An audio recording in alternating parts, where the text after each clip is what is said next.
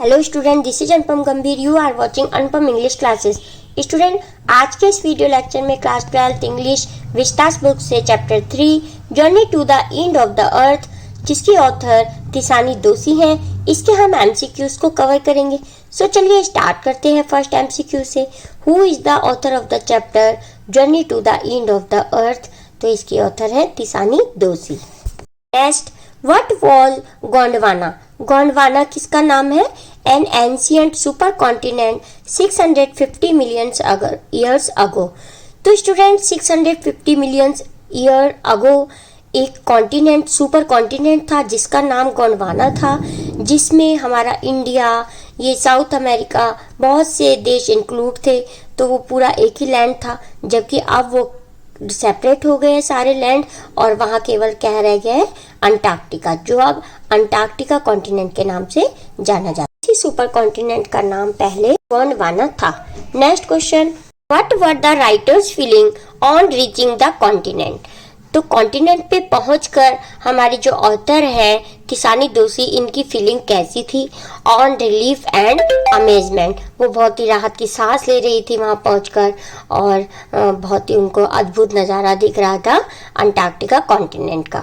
जैसा कि हम चैप्टर के एक्सप्लेनेशन में पढ़ चुके हैं, तिसानी दोषी हमारी ऑथर एक स्टूडेंट ऑफ आइस करके प्रोग्राम था, जिसके थ्रू वो मद्रास से, इंडिया में जो मद्रास है वहाँ से अंटार्कटिका गई थी रिसर्च के लिए 42 स्टूडेंट्स के साथ, और वहाँ जाके उनको पता चला कि ये जो पहले गोंडवाना लैंड था, अंटार्कटिका उसी में ही था, इंडिया भी वही उसी में ही था, लेकिन अब एशिया में इंडिया इंक्लूड हो गया, कॉन्टिनेंट अलग अलग हो गए हैं, अब वहाँ केवल अंटार्कटिका बचा है।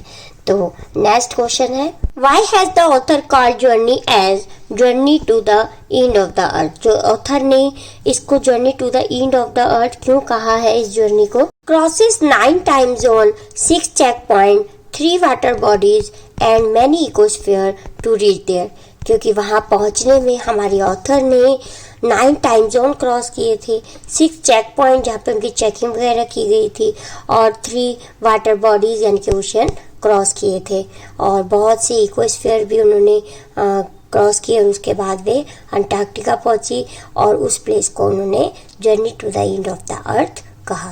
Next, what does the lesson revolve around? Lesson किसके चारों तरफ घूमता है? The world's most preserve place Antarctica.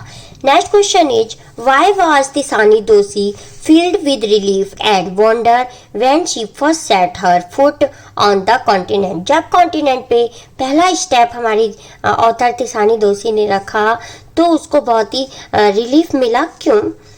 तो to see its white expanse, क्योंकि स्टूडेंट वहाँ पे बहुत ही बर्फ ही बर्फ थी चारों तरफ, तो उसका नज़ारा जो था क्या था? वाइट था। इसलिए टू सी इट्स वास्टनेस, बहुत ही फैला हुआ था वो इसलिए, या to see the solution from the rest of the world? तो all of this is the correct answer of this question. Now next question is, what is phytoplankton? Phytoplankton किसे कहा गया है? Microscopic grasses. स्टूडेंट, ये by mistake tick नहीं हुआ है, तो प्लीज आप इसको टिक कर लें। माइक्रोस्कोपिक ग्रासेस किसे कहते हैं? बहुत छोटी छोटी सी घास जो समुद्र के पानी में, समुद्र में होती है, तो उसे फाइटोप्लैंक्टन कहा जाता है। Next question is, what is the purpose of the journey to the world's most preserve place Antarctica? To sensitize the young minds towards climate changes. Next, why is Antarctica a restricted place? Restricted place क्यों है Antarctica? To protect the environment, क्योंकि उसने environment को हमारे protect करके रखा हुआ है। Now next is, what are the important indications of the future of humankind? Humankind की जो इम्पोर्टेंट इंडिकेशन क्या है, क्या हमें दिखाई देते हैं ह्यूमन काइंड के लिए साइन? मेल्टिंग ग्लेशियर, मेल्ट होते जा रहे हैं। डिप्लेक्टिंग ओजोन लेयर, ओजोन लेयर किसे कहते हैं? जिसने हमारी अर्थ को प्रोटेक्ट करके गया है, रखती है, वो लेयर का नाम है ozone layer. Increasing global warming, global warming बढ़ती जा रही है। तो all of this is the correct answer of this question. Next, why was the program students on ice a great success? Student on ice जिस program में तिसानी दोषी गई हैं अंटार्कटिका, वो उसमें बहुत ही ज़्यादा सफलता, वो ग्रेट सक्सेस वाला प्रोग्राम क्यों कहा गया है? Because of life changing exposes to the youngsters. Why is a visit to Antarctica important to understand the effect of global warming? Antarctica की विजिट करना ग्लोबल वार्मिंग को जानने के लिए कि ग्लोबल वार्मिंग पे क्या इफेक्ट पड़ रहा है, क्या ग्लोबल वार्मिंग बढ़ रही है या इसका पता लगाने के लिए इम्पॉर्टेंट प्लेस अंटार्कटिका क्यों है? Because here one can see quickly melting glacier and clasping ice shelfs, क्योंकि यहाँ पहुँचकर प्रत्येक व्यक्ति जान सकता है कि जो हमारे बर्फ़ के जो ग्लेशियर्स हैं कितनी जल्दी जल्दी मेल्ट होते जा रहे हैं और जो आइस शेल्फ्स हैं वो भी टूटकर मेल्ट हो रही है, पिघल रही है, टूट टूट कर गिर रही है। What was the center of the Gondwana super continent? Gondwana का जो सेंटर है वो सुपर कॉन्टिनेंट प्लेस कौन सा है? गोंडवाना में सुपर कॉन्टिनेंट का नाम क्या है? Antarctica. Now next question, what are the reasons of the increasing global warming या टेम्परेचर? तो ग्लोबल वार्मिंग बढ़ने के क्या क्या कारण हैं? Cutting of trees, human activities, increasing pollution. तो all of this is the correct answer of this question. इन सभी की वजह से जो हमारी ग्लोबल वार्मिंग है वो बढ़ रही है। Next, which program aim to take high school student to the end of the world? School के बच्चों को वर्ल्ड के एंड में जो ले जाया गया उस प्रोग्राम का नाम क्या था? Geoff Green's student on ice program. Student ये जियोफ ग्रीन उनके कैप्टन है, हेड है, जो सभी बच्चों को लेकर अंटार्कटिका गए हैं और उस प्रोग्राम का नाम है student on ice program. What disturb the silence of the continent? जो कॉन्टिनेंट है अंटार्कटिका उसका साइलेंट किसकी वजह से डिस्टर्ब होता है? बर्ड्स की वजह से, एनिमल की वजह से या ह्यूमन की वजह से या एवलांचेस की वजह से? तो स्टूडेंट एवलांचेस का मतलब होता है बर्फ़ के टुकड़े टूट टूट के नीचे गिरना, तो इसकी आवाज़ को ही एवलांचेस कहते हैं। तो इसकी वजह से वहाँ का जो साइलेंस है वो डिस्टर्ब होता है, अदरवाइज बिल्कुल साइलेंट बना रहता है, वहाँ किसी चीज़ की आवाज़ नहीं आती। How has the man created ruckus on the earth? Man को रकस ऑन द अर्थ क्यों कहा गया है? By disturbing the natural process of earth, क्योंकि इसकी वजह से नेचुरल प्रोसेस है अर्थ की वो बहुत ज़्यादा डिस्टर्ब होती है। How many years back were India and Antarctica part of the same land mass? कितने साल पहले जो इंडिया है और ये जो अंटार्कटिका है वो सेम लैंड मास था? तो 650 million year ago is the correct answer of this question.